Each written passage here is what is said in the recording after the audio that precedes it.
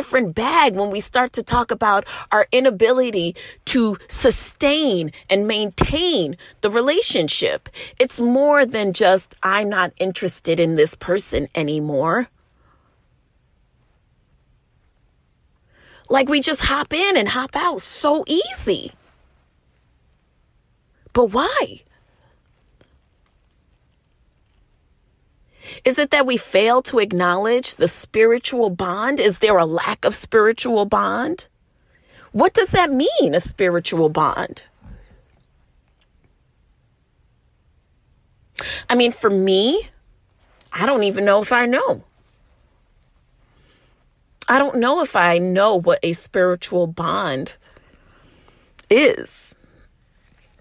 Is marriage all that makes a spiritual bond? Like, is the only way that we can have a spiritual bond is if we stand up in church? What if we choose to acknowledge our relationship in the sight of God, but we just haven't gotten married? What does that mean? We pray together. We practice spiritualness together. You know, not religiosity. We don't practice going to church together. We have a spiritual practice together. Do you guys have spiritual practices with your significant other? Or even with your friends? What's your spiritual practice? You don't have one?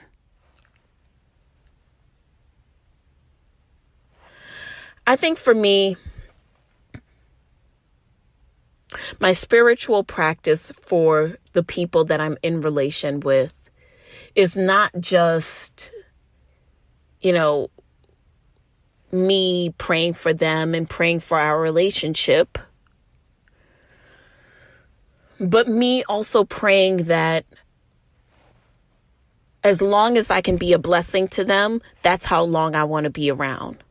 The moment that I no longer, or the relationship no longer serves either one of us, you know, I pray that God gives me the strength and the will to be able to sustain the separation.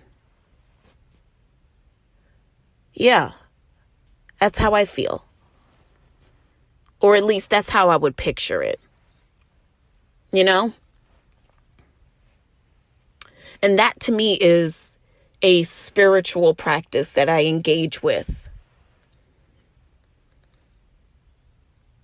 A shout out to all the people who actually get together and pray with each other, you know, because I think that that's important.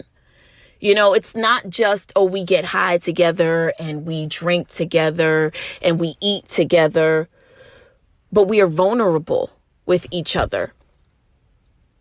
I mean, think about it.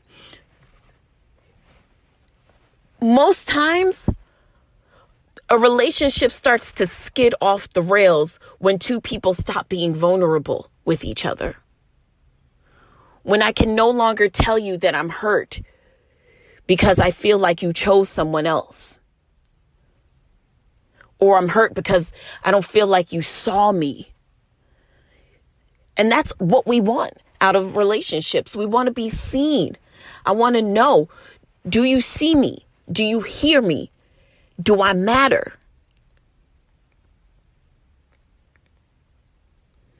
But we've all experienced this kind of world that we live in that has hardened us to believe that the more we can be less vulnerable, the more fortitude, the more strength, the more power we have. When in fact, it is the exact opposite. The more vulnerable you can be,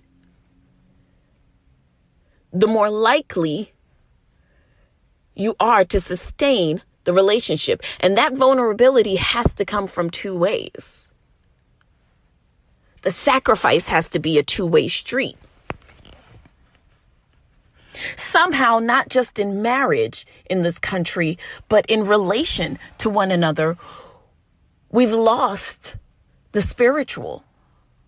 We've lost the connection. We've lost the vulnerability. It's a lot happening with all of us. So I can understand hardening your heart.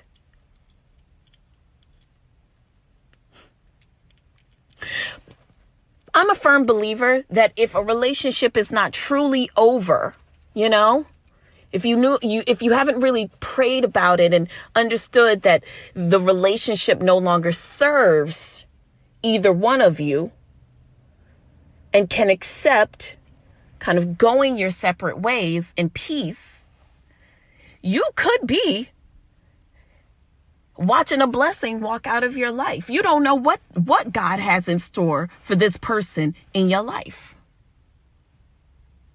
So it's important to engage in a spiritual practice and to be sustained in a spiritual practice when you are in relation with people.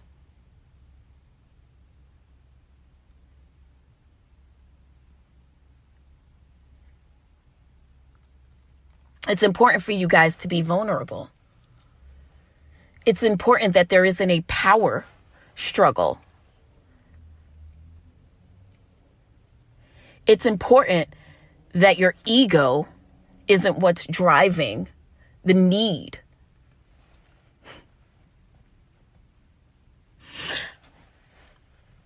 Do an exercise with your friend.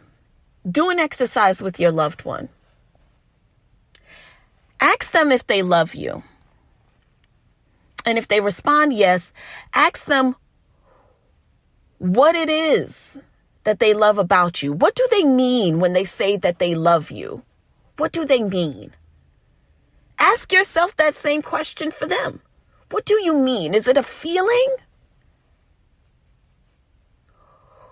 Is it something rooted in spirit? Because if it's rooted in spirit, it's rooted in truth. Hallelujah.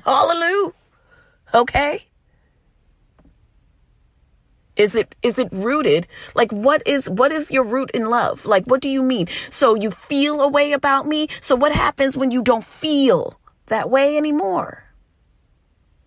What are we rooted in? What you love about me? What is it that makes you bubble about me? What is it that you know? And tell that person the same thing. Tell them what it is. Get vulnerable. Get weird. Get weird with somebody, if you will. It's an interesting exercise. If you want to gain an understanding for how you are in relation with someone.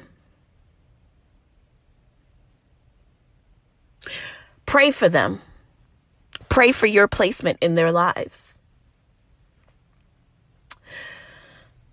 Pray for the idea and the realization that if the relation no longer serves one or both of you, that you guys are able to transition peacefully. And if that his will is that you find each other back again, that your hearts be open to that. But your heart currently is open and accepting to what is today.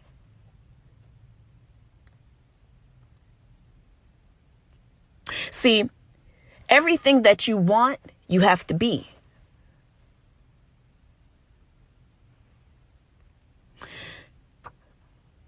So if the relationships mean as much to you, you have to be. You have to be it. So why aren't marriages lasting? It's just my opinion that they aren't really rooted in anything. They're rooted in feelings. And when you don't feel that way anymore, it's so easy for you to walk away. We can just separate our finances. We can split the kids, split assets, and just move on and do it again with somebody else.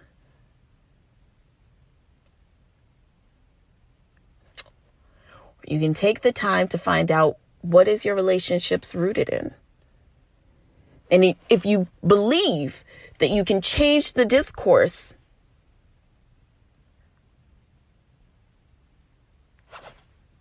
I love you so much for listening. Oh my goodness.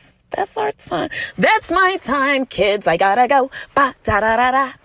All right. Listen, it's a great, beautiful day. Thank you so much for listening. Same time, same place next week. God willing, and the creek don't rise. Remember, if you are not at the table, you are, in fact, on the menu.